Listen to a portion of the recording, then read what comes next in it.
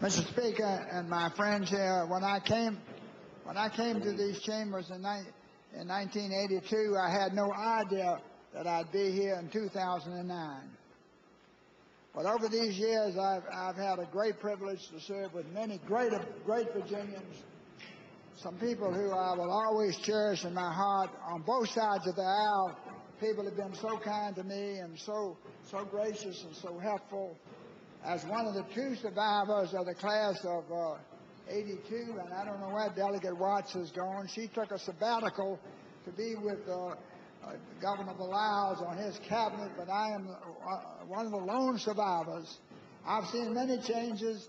I've seen many changes in this wonderful legislature that we have here.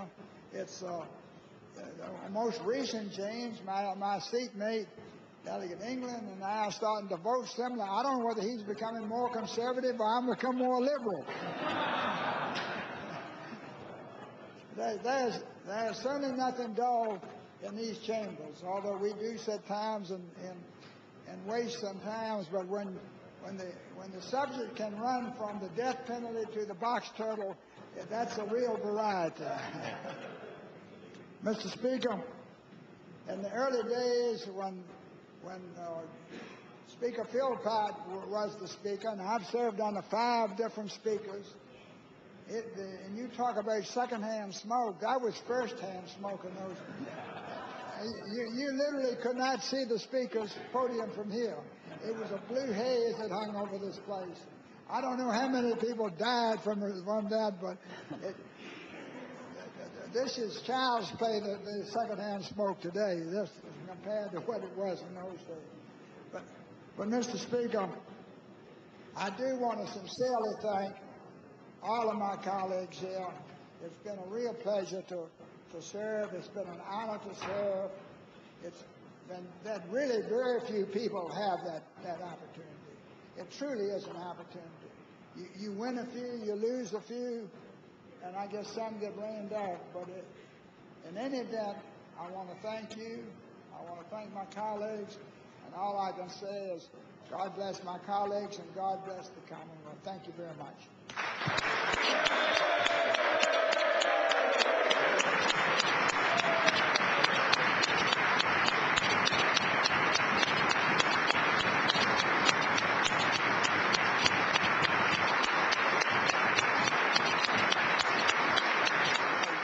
I certainly have enjoyed serving with the gentleman from Beaver Dam, my biking buddy from Beaver Dam.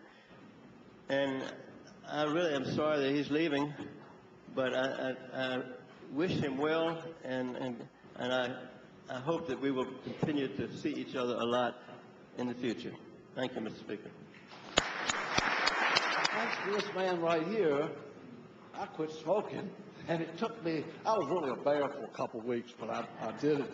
And I just want to thank him for everything that he's meant to me. And I hate to see him go, just like everybody here, and just like Melvin over there, and just great people. But this is definitely a family, Mr. Speaker, and there's no question that all of us are one.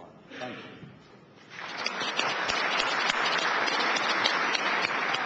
you. Frank used to do air shows in a Stedman, right? I accused him of being a Sopwith camel driver, but he tells me he's too young for that. So this is his card, and it says, "Dear Frank, now that you have decided to take 5 and to soar into orbit and to splash down into retirement, let me tell you it has been mounds of fun knowing you.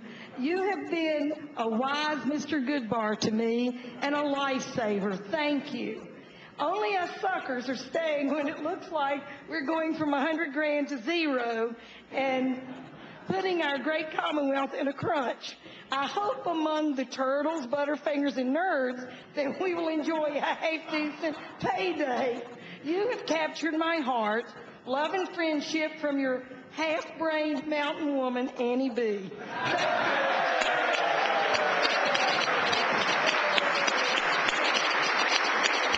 Mr. Speaker, ladies and gentlemen of the House, Frank Hargrove is Hanover County. In fact, Frank will go down in Hanover history, etched in the annals right alongside Patrick Henry and the Whig Henry Clay. Frank, the one thought that I want to leave you with, the issue that you've cared passionately about is the repeal of the death penalty, which is, I suppose, a position shared by a minority of members in this place and maybe by a minority of folks on your side of the aisle. But that never, ever mattered to you. You always had the courage of your convictions. That it didn't matter what the position was. If it was right for Frank Hargrove, it was the right thing to do. What an example for the rest of us as we go forward with our political career. Frank, from this side of the aisle, it's been a wonderful experience serving with you. We have enjoyed your wisdom, your experience, and we will miss you. God bless you, Frank.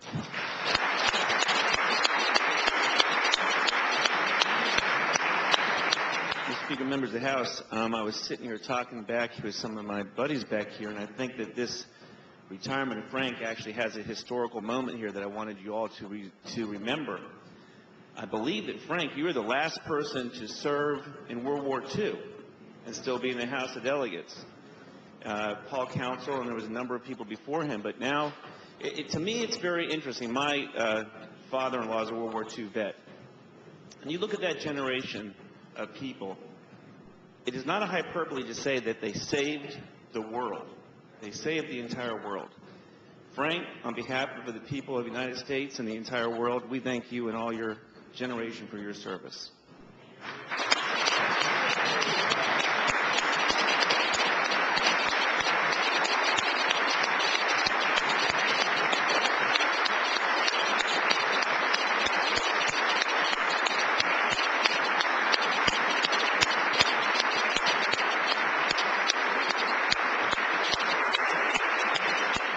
Because when he was flying that airplane, Mr. Speaker, down at Virginia Tech, one day he had an idea that he would load it up with sacks of white flour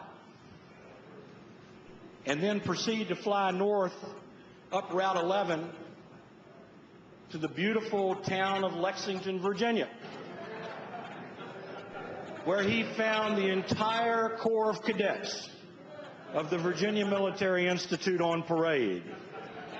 And he proceeded to roll in, pick up the target, and bombard the entire regiment. Let me tell you, Mr. Speaker, there's a reason that Lexington, Virginia has an air raid sign even today.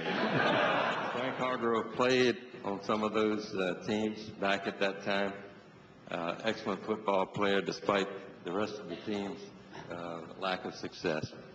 But Frank, you may not have been a winner on the football team at that time, but you're a winner today, and we thank you for your service. On May the 1st of this year, we will give away $202,500 scholarships to worthy students that designate that they go, which will pay for an entire year at Virginia Western. And when I tell the story, I'll tell the people how this matter came about. So, Mr. Speaker, I would say to the body as well as to you, Frank, and on behalf of the Black Caucus, be careful what you say. It just might help somebody. Thank you. Kept following up, wanting to know how my mother was, and in a time that was just really very difficult for me, it was such a genuine act of personal kindness.